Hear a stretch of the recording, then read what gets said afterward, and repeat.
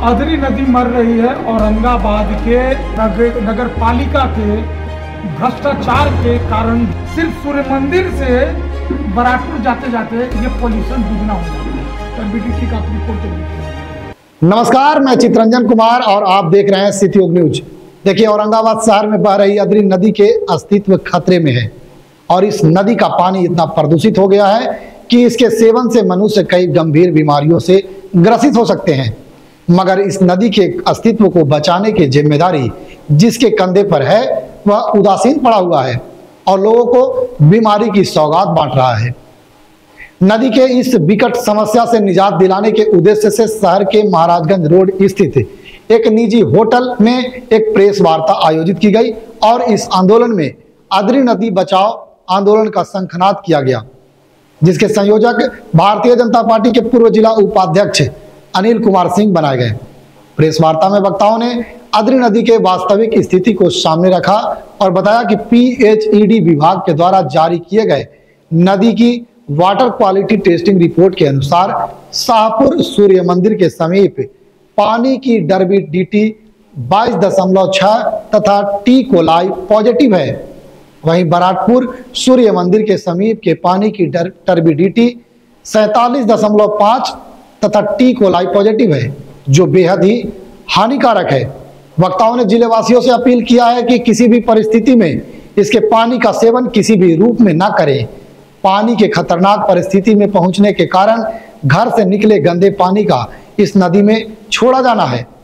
इसके लिए अभियान चलाकर संबंधित विभागों एवं एजेंसियों को नदी के बचाव को लेकर कार्य योजना बनाने का प्रयास किया जाएगा, क्योंकि इस कार्य के लिए सरकार राशि भी मुहैया कराती है, मगर वह राशि भ्रष्टाचार की भेंट चढ़ जाती है।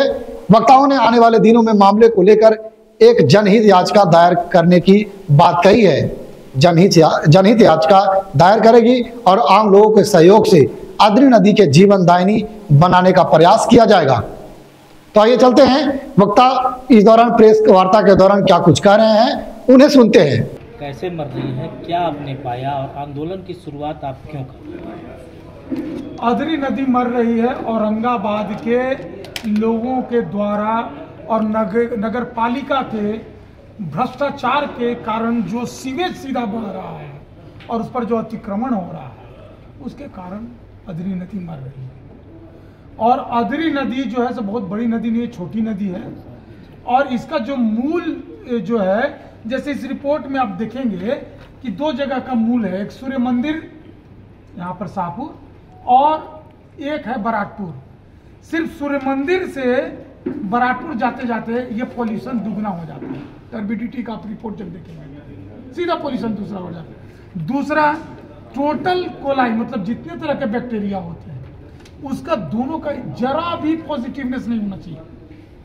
और उसका जो यूनिट है ये देखिए 1 NTU है ड्रिंकिंग के लिए। जानवर भी 5 के ऊपर नहीं पिएगा। और देखिए 47.5 है।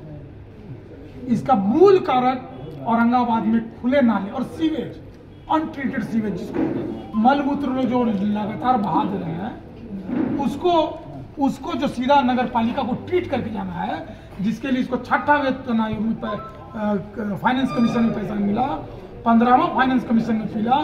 और नमामि गंगे प्रोजेक्ट की वजह से बहुत पैसा मिल सकता है, थोड़ा सा पैसा मिलता है नमामि गंगे प्रोजेक्ट में। औरंगाबाद को ज़्यादा पैसा नहीं मिलता है, लेकिन ये अपना फंड को डाइवर्ट करके, सफाई के फंड को डाइवर्ट करके बरसाती नाला और घरेलू नाला में भेद न करने के कारण अधरी नदी मर रही है। सूखा कचरा, गीला कचरा दोनों के कारण सूख रही है। का प्रयास क्या है? इसके लिए अभी तो हम लोगों ने जांच रिपोर्ट लिया, आप लोगों की मदद मांगी है और आगे हर एक गांव में जाके सजगता करना, क्योंकि व्यक्तिगत लोग भी नहीं समझते हैं। कोई गाड़ी धो देगा, कोई भैंस धो देगा, हम लोग भी इसके थोड़े बहुत जिम्मेवार हैं। कोई नदी में ही लोटा लेके चल जाता है तो उसका भी जिम्मेवार है। लेकिन मूल कारण यहाँ पर जो सबसे बड़ा इनपुट है वो है औरंगाबाद का नाला, शहरी नाला, जो औरंगाबाद नगर को और उसके नीचे के पूरा कुरमा तक को ये मार रहा है, ओबरा तक को इफेक्ट कर रहा है और उससे खेती भी प्रभावित होती है। इसमें दोषी कौन है? इसमें दोषी औरंगाबाद की शासकीय व्यवस्था है, औरंगाबाद नगर पालिका है, और जो लोग भी सीवेज डाल रहे हैं वो लोग दोषी हैं। आप देख रहे हैं कि कूलर डाला गया, अभी आंदोलन हुआ है, आप ही लोग के माध्यम से मैंने देखा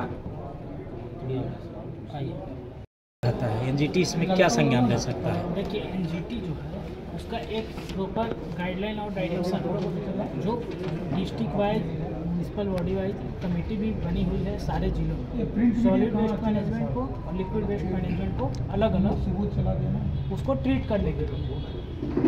लेकिन अगर उसका गाइडलाइन का फॉलो नहीं किया जा रहा है, आप डायरेक्ट एनजीटी को कंप्लेन कर सकते हैं, और अगर आप एनजीटी के जजमेंट से ऑर्डर से सेटिस्फाइड नहीं हो तो इसकी अपील डायरेक्ट आप सुप्रीम कोर्ट तक कर सकते हैं।